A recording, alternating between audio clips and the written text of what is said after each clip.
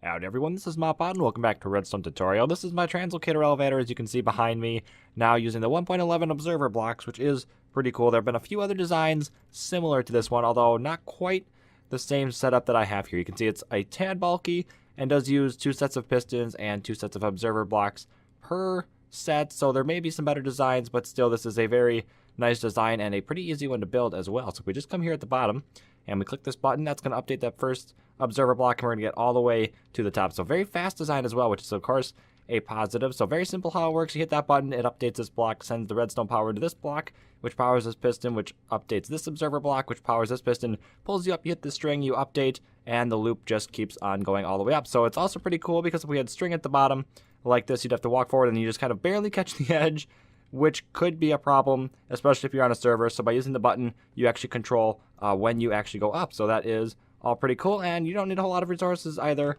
You just need pistons, observer blocks, some blocks to build with. It doesn't have to be quartz, and then string and a button, or you could use string at the bottom too.